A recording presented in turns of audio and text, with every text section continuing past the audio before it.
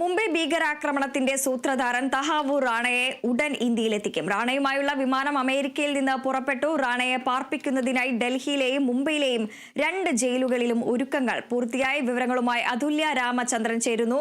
അതുല്യ, നേരത്തെ തന്നെ തഹാവൂർ റാണയെ ഇന്ത്യക്ക് കൈമാറരുത് എന്നാവശ്യപ്പെട്ട് തഹാവൂർ റാണ നൽകിയ അപ്പീലുകളെല്ലാം തള്ളിയ സാഹചര്യത്തിലാണ് തഹാവൂർ റാണയെ ഉടൻ തന്നെ ഇന്ത്യയിൽ എത്തിക്കാനുള്ള നടപടികളെല്ലാം തന്നെ ഈ ഡൽഹിയിലെയും മുംബൈയിലും ജയിലുകളെല്ലാം തന്നെ ഇപ്പോൾ ഒരുക്കങ്ങളെല്ലാം തന്നെ പൂർത്തിയായിട്ടുണ്ട്.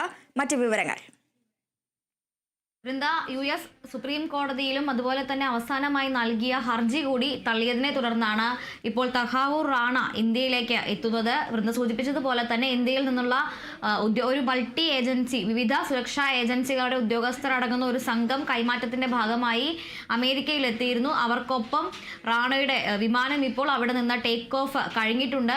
നാളെ പുലർച്ചയോടുകൂടി അല്ലെങ്കിൽ ഇന്ന് രാത്രി വൈകി അർദ്ധരാത്രിക്ക് ശേഷം തഹാവൂർ റാണയുമായുള്ള വിമാനം ഇന്ത്യയിലെത്തും എന്നാണ് കരുതുന്നത്. റാണയെ പാർപ്പിക്കുന്നത് എവിടെയായിരിക്കും എന്നുള്ള കാര്യം വ്യക്തമായി പുറത്തുവിട്ടിട്ടില്ല. അതീവ രഹസ്യമായാണ് നടപടികൾ നടത്തേണ്ടത്. പ്രത്യേകിച്ചും ദേശീയ സുരക്ഷയെ ബാധിക്കുന്ന വിഷയമായതുകൊണ്ട് തന്നെ ആൻറ്റി ടെററിസ്റ്റ് അതുപോലെ തന്നെ തീവ്രവാദ വിരുദ്ധ സേനയുടെയും സ്ക്വാഡിൻ്റെയും എല്ലാം തന്നെ നിയമങ്ങൾക്ക് അനുസൃതമായി പ്രവർത്തിക്കേണ്ടതുണ്ട്. അതുകൊണ്ട് തന്നെ ഇതിൻ്റെ ഒരു റൂട്ട് മാപ്പ് അതുപോലെ തന്നെയുള്ള നടപടിക്രമങ്ങളുടെ വിശദാംശങ്ങൾ കൃത്യമായി പുറത്തുവിടാൻ സാധിക്കുകയില്ല. എങ്കിൽ പോലും നിലവിൽ ലഭിക്കുന്ന വിവരങ്ങൾ അനുസരിച്ച് അന്താരാഷ്ട്ര ദേശീയ മാധ്യമങ്ങൾ നൽകുന്ന വിവരങ്ങൾ അനുസരിച്ച് തിഹാർ ജയിലിലും അതുപോലെ തന്നെ മുംബൈയിലെ ആർദർ റോഡ് ജയിലിലുമാണ് ഇപ്പോൾ സുരക്ഷാ ക്രമീകരണങ്ങൾ പൂർത്തിയായിരിക്കുന്നത്. അവിടെ അജ്മൽ കസബിനെ പാർപ്പിച്ചിരുന്നത് പോലെ തന്നെ അതീവ സുരക്ഷാ ജയിലിൽ ഒറ്റയ്ക്കൊരു ബാരക്കിലായിരിക്കും, ജയിൽ സെല്ലിലല്ല മറിച്ച് ഒരു ബാരക്കിലായിരിക്കും തഹാവൂർ റാണയെ പാർപ്പിക്കുക. അത് തിഹാർ ജയിലിലായിരിക്കുമോ മുംബൈ ജയിലിലായിരിക്കും ആർദർ റോഡ് ജയിലിലായിരിക്കുമോ എന്നുള്ള കാര്യത്തിലാണ് വ്യക്തത വരാനുള്ളത്. അതുപോലെ തന്നെ ഡൽഹിയിലേക്കാണോ മുംബൈയിലേക്കാണോ ഈ വിമാനം എത്തിക്കുക എന്ന കാര്യവും പുറത്തുവിട്ടിട്ടില്ല. ദേശീയ സുരക്ഷാ ഉപദേഷ്ടാവ് അജിത് ഡോവൽ അതുപോലെ തന്നെ കേന്ദ്ര ആഭ്യന്തര മന്ത്രാലയം, ദേശീയ സുരക്ഷാ ഏജൻസി എന്നിങ്ങനെയുള്ള ഈ 3 പേരുടെയും ഉദ്യോഗസ്ഥരുടെയും മേൽനോട്ടത്തിലായിരിക്കും ഈ കൈമാറ്റ നടപടികൾ പൂർണ്ണമായും നടക്കുന്നത്.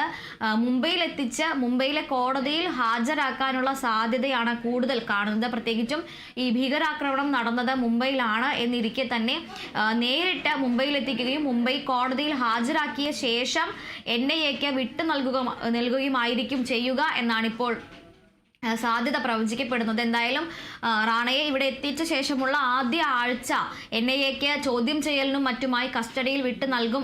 അതിന് തന്നെയാണ് സാധ്യതയുള്ളത്. പ്രത്യേകിച്ചും റാണയിൽ നിന്ന് നിരവധി വിവരങ്ങൾ അല്ലെങ്കിൽ ദേശീയ സുരക്ഷാ ഏജൻസിയെ സംബന്ധിച്ചിടത്തോളം നിരവധി ചോദ്യങ്ങൾക്ക് ഉത്തരങ്ങൾ ലഭിക്കേണ്ടതുണ്ട്. അതുകൊണ്ട് തന്നെ ആദ്യത്തെ ഒരാഴ്ച NIAയുടെ കസ്റ്റഡിയിൽ തന്നെ ആയിരിക്കും റാണ എന്തായാലും ഉണ്ടാകുക. ഏത് കോടതിയിൽ ഹാജരാക്കും എന്നുള്ളൊരു കാര്യത്തിലാണ് വ്യക്തത വരാനുള്ളത്. എന്തായാലും ശേഷം ജയിലിലേക്ക് മാറ്റുന്നത് തിഹാർ ജയിലിലോ മുംബൈയിലെ ആർദർ റോഡ് ജയിലിലോ ആയിരിക്കും.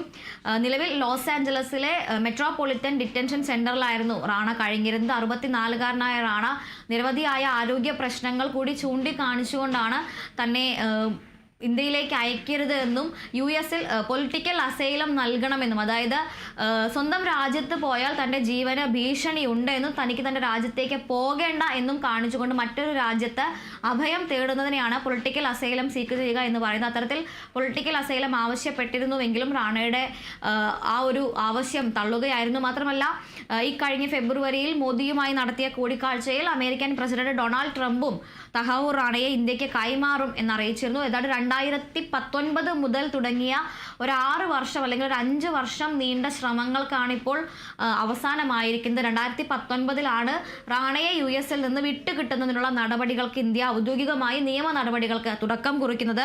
അതിനുശേഷം 2020 ഈ നടപടിക്രമങ്ങൾ ആരംഭിക്കുകയോ 2019 ഡിസംബറിൽ US ഈ ഇന്ത്യയുടെ നടപടിക്രമങ്ങൾക്ക് ഔദ്യോഗികമായി അത് സ്വീകരിക്കുകയും 2020 ജൂണിൽ റാണയെ വിട്ടു നൽകുന്നതിനുള്ള നിയമ നടപടി പ്രകാരമുള്ള ആ ഒരു പ്രൊസീജിയറുകൾ ആരംഭിക്കുകയും ചെയ്തു. അതിനുശേഷമാണ് റാണ ഇത്തരത്തിൽ വിവിധ കോടതികളിൽ, കീഴ്ക്കോടതി മുതൽ US സുപ്രീം കോടതിയിലും സെനറ്റിലും വരെ ഇത്തരത്തിൽ അപ്പീലുകൾ നൽകുന്നത് തന്നെ ഇന്ത്യയിലേക്ക് അയക്കരുത് എന്നും ഇന്ത്യയിൽ പോയാൽ തന്നെ വളരെയധികം പീഡിപ്പിക്കുമെന്നും ജീവന് ഭീഷണിയുണ്ടെന്നും അത്തരത്തിൽ നിരവധിയായിട്ടുള്ള അപ്പീലുകൾ ഒന്നിനു പുറകെ ഒന്നായി റാണ നൽകുകയായിരുന്നു. അതിനുശേഷം ഏറ്റവും അവസാനമായാണ് US ഇത്തരത്തിൽ അഭയം തേടുന്നത്. എന്നാൽ ആ ഒരു ആവശ്യവും US നിരസിച്ചതോടെയാണ് ഇപ്പോൾ റാണയെ ഔദ്യോഗികമായി ഇന്ത്യക്ക് കൈമാറാൻ ഉള്ള തീരുമാനമായിരിക്കുന്നത്.